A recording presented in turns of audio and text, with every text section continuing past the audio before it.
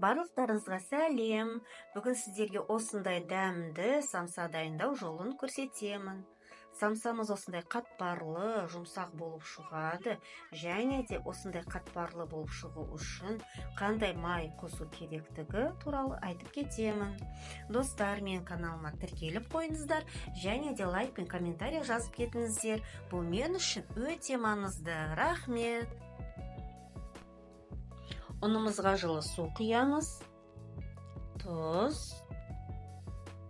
сұйық май, жақсылап араластырамыз.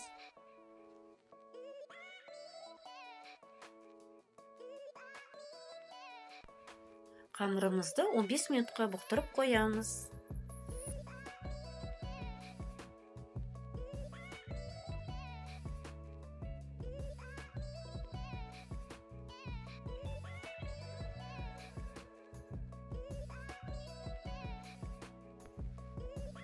Қамырымызды бірнеше бөлікке бөліп, жұқалап жаямыз.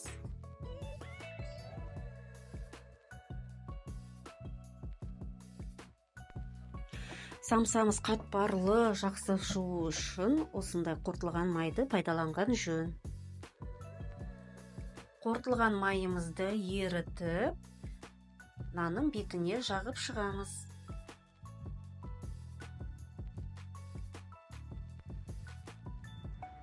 Шетінен бастап рулет сияқты қылып ораймыз.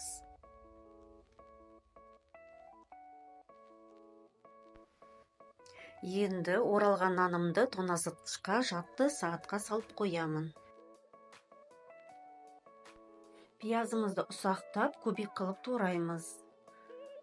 Оған етімізді қосып, тұз бен бұрышты дәміне қарай қосамыз.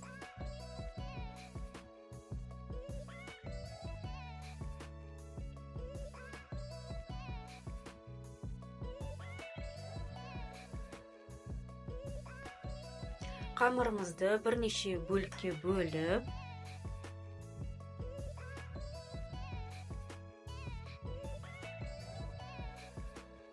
дөңгелек қылып, жұқалап жаямыз.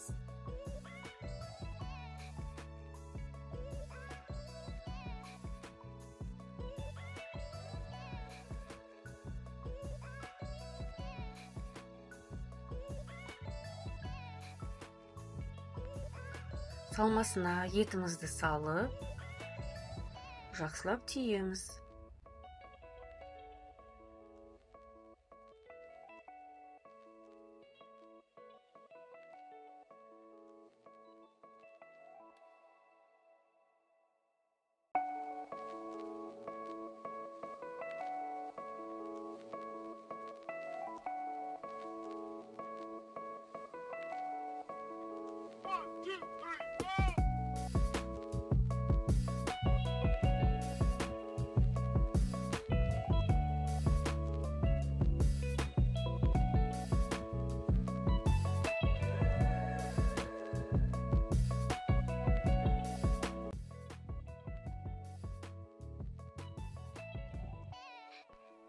Жұмыртқаны ақуызымен бірге жақсылап араластырып, самсаның бетіне жағып шығамын.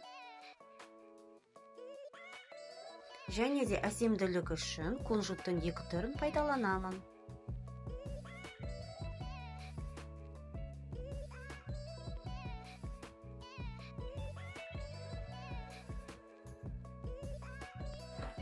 Осындай керемет, дәмді, қатпарлы самсамыз дайын болды. Міндетті түрде жасап көріңіздер.